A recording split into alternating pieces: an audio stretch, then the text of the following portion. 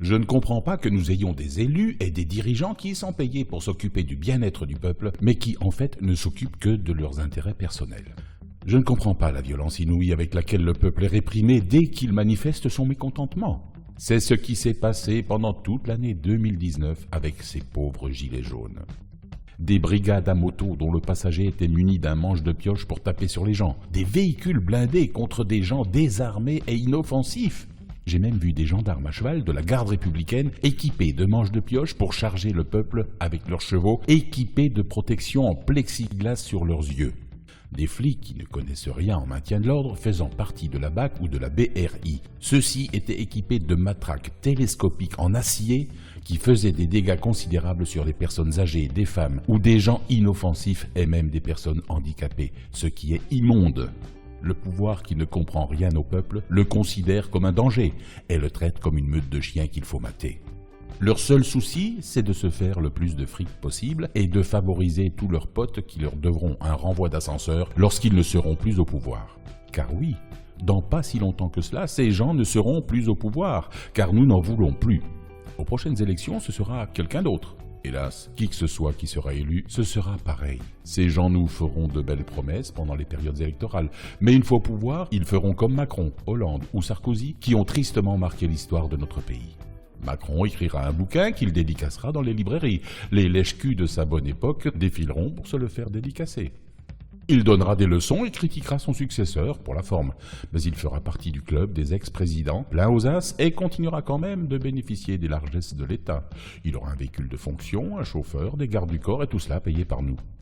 Je ne comprends pas qu'à l'Assemblée nationale se trouve un groupe dit majoritaire, La République en marche pour ne pas la nommer, qui ne fait que voter aveuglément les lois que propose Macron ou l'un de ses complices, sans se poser la moindre question. L'opposition n'a pas les moyens de s'opposer. Ils votent contre pour justifier leur salaire, mais ils ne servent à rien car tout est bouclé par le pouvoir. Ces gens sont-ils tout simplement à la solde du pouvoir? On a bien l'impression que oui. Enfin, je n'en sais rien, je me pose la question. C'est celle de George Dennis Carlin qui est très intéressante. Ce mec est né à New York en 1937, il est décédé en 2008 à l'âge de 71 ans. Il était humoriste, acteur et scénariste nord-américain. Voilà ce qu'il dit.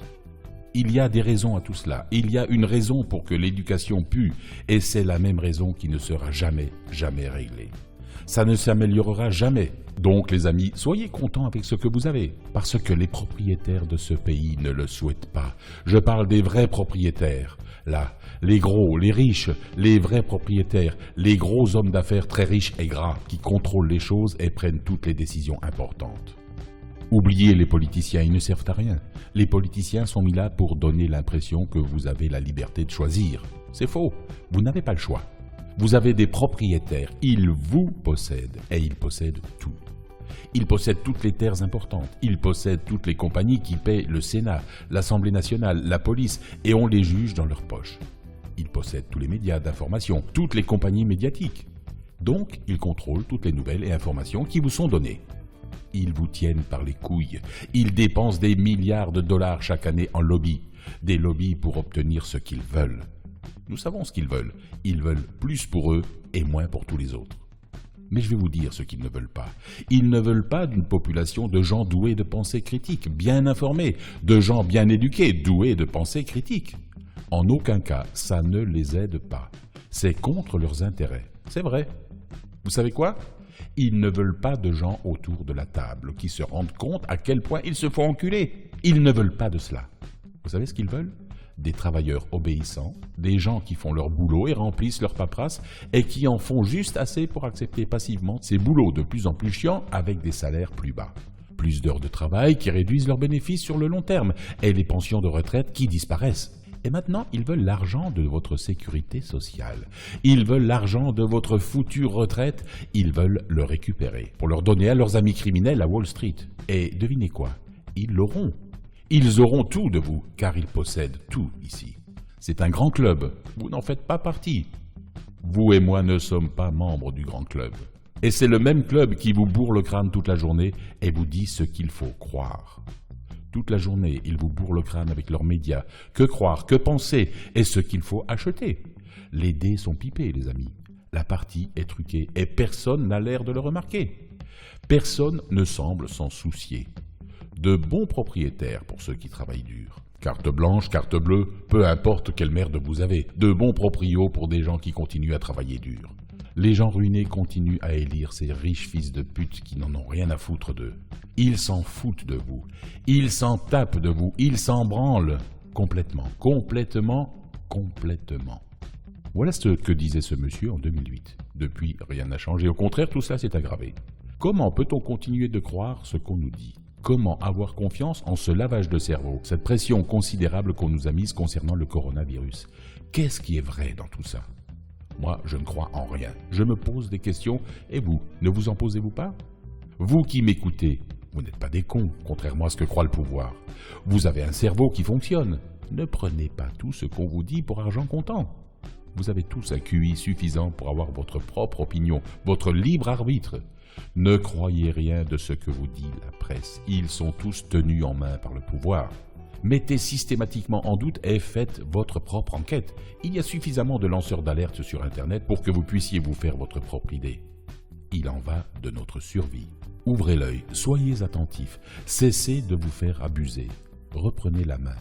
Les temps vont être économiquement difficiles. C'est nous qui allons payer toutes les boulettes du gouvernement, soyez-en sûrs. N'oubliez jamais, lorsqu'un peuple renonce à ses libertés pour plus de sécurité, il finit inévitablement par perdre les deux. Je voudrais terminer par cette info très inquiétante. Le Parlement a adopté définitivement la loi de Laetitia Avia de La République En Marche visant à mettre fin à la soi-disant impunité de la haine en ligne. Ce texte oblige à partir de 2020 les plateformes et les moteurs de recherche à retirer dans les 24 heures les contenus manifestement illicites sous peine d'être condamnés à des amendes pouvant aller jusqu'à 1,25 million d'euros. Sont visées les incitations à la haine, la violence, les injures à caractère raciste ou encore religieux. Cette loi hautement liberticide aggrave la perte de nos libertés individuelles de façon gravissime. Adieu la liberté d'expression qui était déjà mise à mal. On peut se poser des questions. Cela veut dire par exemple que si vous n'êtes pas d'accord avec la submersion migratoire clandestine, vous diffusez la haine et vous êtes raciste.